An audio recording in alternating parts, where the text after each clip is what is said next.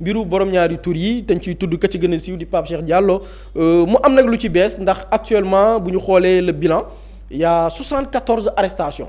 bu ñu jëlee dossier bi Dakar bu bokkul ak bu Linguère bi boo ci boolee bu Linguère mu ëpp nañ téeméer waaye boo jëlee bu Dakar kese 74 personnes juróom-ñaar fukki nit yu toftal ñeent brigade de recherche bu Kër Massar teg na leen loxo mu am ci nag la ko yóbbu ca lim boobu nag mooy daf ci am bërki démb muy lundi yam ak ñaar fukki fan ci weeru avril atum 2026 bi ñu nekk dañoo teg loxo lu toll ci juróom benn doomi aadama yoo xamante ni nii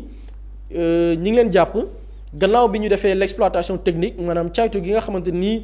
ñoom looy l'enquête kat yi def nañ ko ci téléphone Djiby Dramé ci la ñu extraire des éléments yi nga xamante nii daf leen orienté ci juróom benn nit ñoo xamante ni nii dañu gis ne ñi ngi en relation wala ñi ngi nekkoon en relation ak artiste bi ñuy woowee Djiby Dramé te ñu teeku ci dossier boobu lee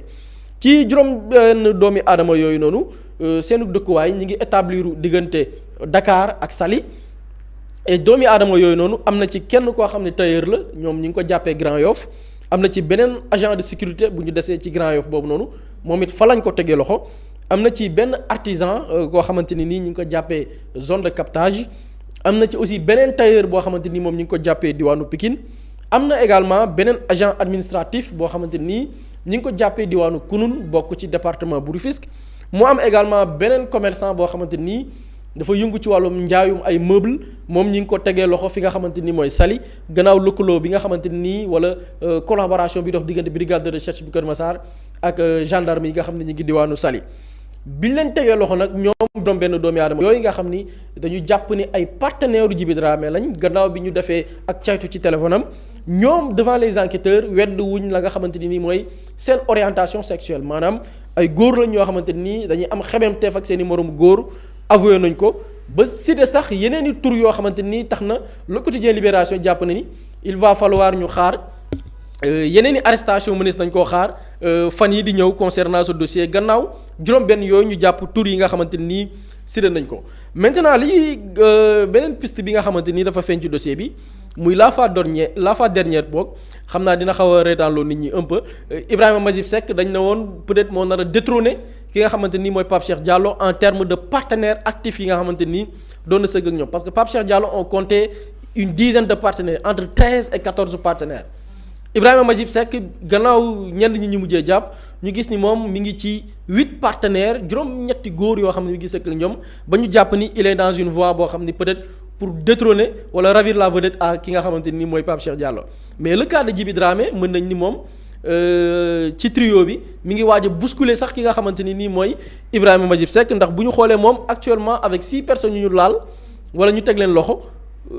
dafay dooleeku ci yeneen ñett parce que moom ñi ngi ko njëkkoon tudd ak benn jeune bu am ñaar fukki at ak juróom-benn 26 ans di ab étudiant célibataire di woyu tur Mamadou Gningue boobu moom la ñu njëkk citeel comme partenaire boo xamante ni mi ngi doon sëkk ak Djiby Dramé d'ailleurs moom Mamadou Gningue moo yoole ki nga xamante ni nii mooy Djiby Dramé mais ñu jàppaat beneen partenaire yu Djiby Dramé muy Doudou Lamine Dieng mooy banquier bi nga xam ne mi ngi am fanweeri at ak juróom-ñeent 39 ans kooku itam muy deuxième partenaire ki nga xam ne mooy Djiby Dramé récemment avec teg loxo bi ñu teg loxo ku ñu woowee Chérif Ali Diatta di adjoint au maire ca gox bi nga xam ne mooy Wakam ñu njorti moom tamitam relation ak ki nga xamante ni mooy Djiby Dramé mooy ñetti partenaire donc on pensait que après Pape Cheikh Diallo Ibrahima Majib Seck xëy na Djiby Dramé même on l'a presque oublié mais avec 6 personnes yi ñu arrêté nii Djiby Dramé mi ngi à 9 partenaires yoo xamante ni nii dans une relation boo xamante ni nii ñooñu mën leen jàppee comme ay partenaires actifs yoo xamante ni nii ña nga doon sëkk ak moom ki nga xamante ni mooy Djiby Dramé di fàttali ni ñi ngi leen di toppee ñoom ñëpp chef d'inculpation wala accuser leen li nga xam ne mooy association de malfaiteurs mbootaay def ko tu ñaawteef acte contre nature avec transmission volontaire du VIH ñi nga xam ni dañu jóg ngir wàll jàngoro ji nga xam ne mooy VIH sida ci ay lëkkaloo yoo xam ne du ñu aar seen bopp mise en danger de la vie d'autrui ñoo xam ni dañu jógoon daal ngir xëy na dugal nit ñi ci guuta goo xamante ni mënees naa jël seen bakkan blanchiment de capitaux c'est daal xaalis bu leewul waaye aussi mbiru trafic de drogue donc loolu daal lañu jàpp ci lu bees concernant ce dossier ak évolution bi. jërëjëf bu am na solo mété campagne électorale li ko Tafa Diagne waxee doy na waar en tout cas bu yàggee sax Pape Samba est-ce que dinañu wax dossier Pape Cheikh Diallo est-ce que bu yàggee duñ ne la dossier des trios. Effectivement ba pare looloo tax sax ñu naan dossier bi dafa bëri ay ramifications maanaam quand les gens parlaient de ramifications et parlaient de dossier tentaculaire lii la doon wëndoo tentaculaire dans le sens où il y a plusieurs partenaires yoo xamante ni dina gën di feeñ et ñun xam nga c'est-à-dire que dossier bi liñ ci doon wax di ci wax tout le temps dañ doon wax comme c'est un dossier tentaculaire il faut s'attendre à ce qu'il y ait une vague d'arrestation bu gën a bëri et il faut que les gens jël tuuti recul xool le nombre d'arrestations ci mbirum góor jigéen ñi parce que keroog Linguère ñu ngi ne 18 personnes kaawu Pape Cheikh Diallo je pense que léegi dépassé nañ presque 70 personnes yoo xamante ni jàpp nañ leen am na yeneen ak yeneen i cas yoo xamante ni mooy le cas de Ouzin Keita mais c'est-à-dire que dossier bi romb na tentaculaire quoi maanaam le dossier global des homosexuels romb na un dossier tentaculaire te plus ñuy dem xam nga lan moo tax arrestation yi di gën a bëri bu ñu exploité téléphone Majib Seck te li ci gën a doy waar mooy saa yu ñu ko exploité ñu gis par exemple 6 nouveaux partenaires mais ces partenaires là ont d'autres partenaires yeneeni partenaires yooyu noonu tamit yi nga xamante ni dinañ leen jàpp ci ñoom it ils ont d'autres partenaires absolument on te pas xam nga bu ñu naan ñoom dañ doon def ay soirées partout di def ay groupe WhatsApp yoo xamante ni par exemple boo jëlee le cas de Pape Cheikh dañ ne la Kader Dia moom da doon dépanner c'est-à-dire que moom bu fekkee ni disponible loolu après moom mooy dem woowi ji keneen koo xamante ni moom mooy ñëw donc ñoom en fait boo mënee dépanner c'est parce que dans le réseau tu connais des gens maanaam il y a plusieurs personnes yoo xamante ne xam nga leen ci mais nan nga leen xamee c'est parce qu'ils sont structurés am nañ seeni groupe WhatsApp par exemple ci affaire médias yi ñu ngi naan c'était un club benn club la boo xamante ne ñoom ñëpp xamante nañ seen biir et plus ñuy dem plus arrestation yi di gën a bëri parce que wax nañ ko waxaat ko fi mbirum góor jigéen dañ ko bayal ci réew mi ba mu am fi doole bi mu fi am ba tey jii au Sénégal ñuy mën a dégg des arrestations xam nga bu njëkk ba sax boo déggee 3 wala 4 góor jigéen yu ñu jàpp boo seetloo le cas de Pape Cheikh Diallo première vague dañ ne 14 personnes gars yëpp choqué mais 14 góor jigéen mais là ñu ngi dem ci plus de 70 personnes yoo xamante ni jàpp nañ leen et dina dem maanaam c'est-à-dire que y a des centaines et des centaines parce que boo xoolee le cas de Linguère pas biñ ci jàpp xam naa bu ma nee pas bi gars yi dinañ ne góor jigéenu pas mais pas biñ ci jàpp moom nee na xamul sax le nombre de partenaires nu mu toll parce que effectivement il a 60 ans il a été homosexuel toute sa vie am na ñu bëri ñoo xamante ni sekk na ak ñoom et le danger bi ci nekk mooy xale yi ñun tout le temps dañ ci wax il y a des jeunes yu ñuy dugal ci mbir mi surtout ñoom seen réseau bi absolument c'est-à-dire que ñoom dañuy recruter maanaam dañuy recruter ay xale du leen dugal ci réseau bi donc xale yooyu tamit bu ñu duggee mais ñoom ñooy dem jëli ci seen yeneen borom dugal leen ci réseau bi léegi réseau boobu nag à terme c'est-à-dire que man foofu laay ñëwee tout le temps bu ñu ñëwul woon def une loi boo xamante ni day réprimer lii sévèrement mais mbirum góor jigéen fan la doon dem biir Sénégal parce que propagande bi moom da doon continuer de ñoom man ci li ma jàpp sax seen réseau bi propagande lañ doon waajal à travers des trucs très subtils mooy les discours la dignité humaine respect de moo tax waa APR yi gars yi dinañ ne maa ngi front wati Macky Sall démb le discours qu'il a tenu aux Nations Unies loolu mooy waaw nanguwuma ku ma ko imposer waaye du ma leen xeex de góor jigéen moom du am problème mais loolu moo mën a expliquer góor jigéen am doole gi mu am jamono ji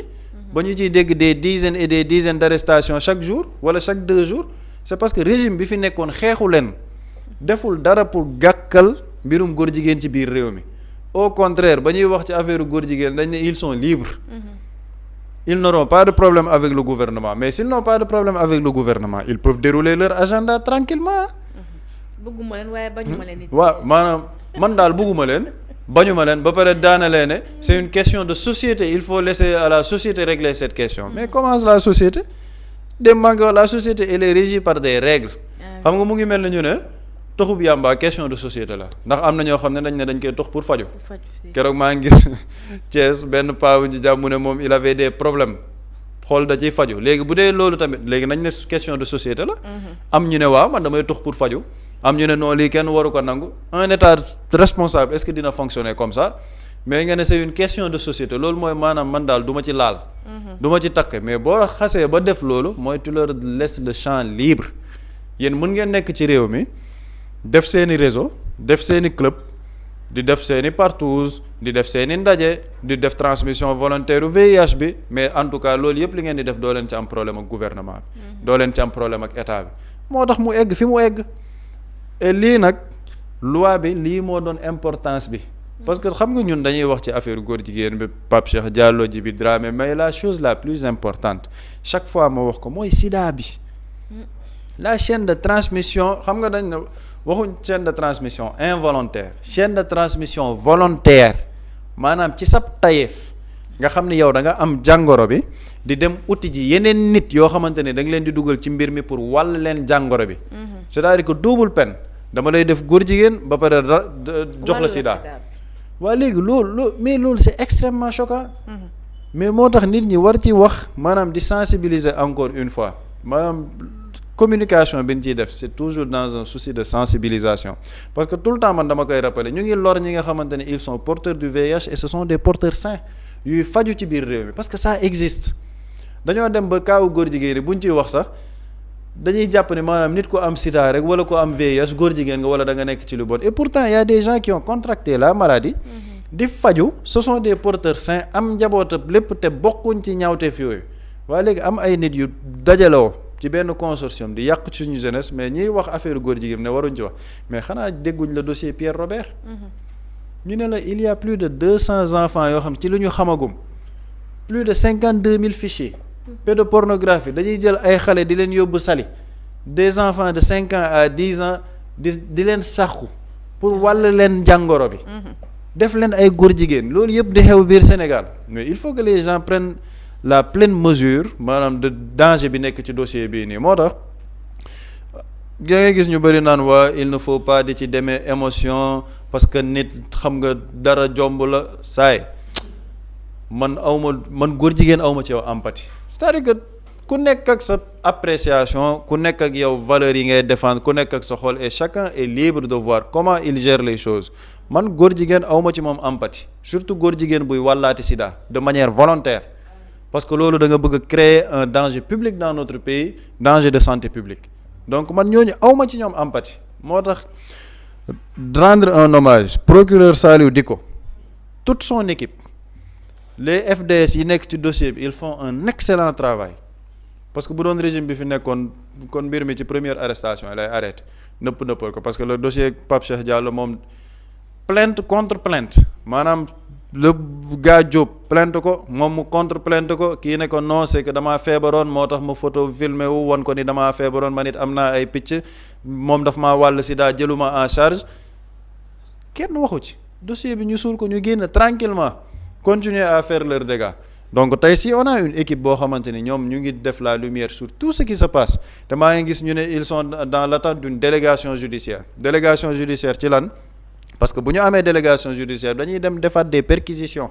dem utiliser seeni téléphone portable pour xool la chaîne fan la toll réseau bi fan la toll pour ñu mën leen a jàpp et je pense que loolu c'est un travail excellent boo xamante ne dañ ko war a saluer et je crois que si on avait des procureurs Saliou Dicko dans les dossiers de la reddition des comptes xëy na mbir mi dina gën a avancer. jërëjëf Pape Samba bu ñu déggee mbirum góor jigéen ñi boo déggee ki fi nekkoon njiitu réew nu mu prononcé rek da ngay comprendre lu tax on en est arrivé là ba ñu toll ay 72 personnes ba naan fait 22 personnes sans oublier aussi dossier ñi nga xamante ne ñooy ki nga xamante ne mooy woykat bi di Ouzin Keita. waaw man wax naa ko fi démb ne c'était un agenda vraiment bu doon daw di circuler fii boo xoolee. wala ni bi ñu déggee ni y a une loi ki yooyu noonu ñu commencé ne way voyage bi ñu waroon am pour des séances de travail et tout dañ ko annuler nga xam ni mais bu dee financement bi li ngeen wax ni moo ko tax a jóg loolu la mais vraiment avec une loi war leen mën a empêcher mais dañuy wax pour la cause humanitaire nit ñi fitnaal pourtant dans un pays du rek des góor jigéen am na ci ay nit ñoo xamante ni ñu ngi leen di final ci dëkk pourquoi pas orienter le combat par rapport ak ñooñu nga xamante ni ñu ngi dund ay fitna mais ce qui était clair mooy c'était un agenda bien ancré fii ci réew mi toucher différents secteurs mais aussi amoon ay acteurs yi nga xamante ni suñuy ñooñ lañ maanaam bu ñu nee suñuy ñooñ lañ mooy suñuy waa doomi réew lañ yu porté woon mbir mi sant yàlla man dama naan dossier bi surtout bi affaire yi commencé ku ci nekk naan réew mi de jar naa tiit déet tiitaange bi xam nga lan la mooy lii bu jàpp yi yëpp amul woon ces gens là continuer di dérouler c'est-à-dire que ñun la ñu waroon tiit mooy bu lii amul woon c'est-à-dire que ñuy tetee xëy na peut-être le changement de régime ñuy tetee tey avec cawarte parce qu'il faut savoir que même nos enquêteurs yàgg nañoo def seen liggéey enquêteurs yi fii dugguleet ñu jàpp góor jigéen yàgg nañoo jàpp ay góor c'est-à-dire que ñi nekkoon dans les commissariats ñi nekkoon dans les brigades de recherche souvent dañu yàgg def seeni liggéey fu ñu fekk góor jigéen ñu jàpp la tëj la auditionné la enquête def seen PV yóbbante procureur yóbbu procureur foofu nag la problème ba mu saan nekk mooy bu ñu ko yóbbaan ci procureur dafa am kilifa wu procureur direct mooy c'est le ministre de la justice malheureusement amoon nañ fi un ministre de la justice boo xam ni moom dafa demoon ba bitim réew ne jëkkati ay baat yu ñaaw sax di ko teg ci góor jigéen mooy saaga nga war ma wala xotti nga war ma wu doomu aadama kooku ñu ne la moo nekkoon ministre de la jeunesse te nit ñi nañu xool les dates parfois certaines arrestations yu ñu doon dégg ba ma jëloon fi exemple benn cas bu Kaolack le même ministre de la justice jamono yooyu moo fi nekkoon jiite lépp lu jëm ci wàllum yoon góor jigéen yi jàppoon Kaolack moom ci magistère am lañ leen bàyyi te pourtant la police de Kaolack defoon nañ liggéey bu am solo bañ jël dossier ba yóbbu ko avec des preuves et tout dans ce dossier on parlait même avant ñuy def mariage homosexuel bi dañu defoon ay carton d'invitation c'est-à-dire que li ñu doon def yëpp dañ ko nasoon programmer ko choisir nag seen jour nañu bàyyi ba musulman yi guddi gi ñuy feete ne dañuy màggal juddug yonent bi nañu bàyyi ba guddi googu ñu def suñu mariage góor jigéen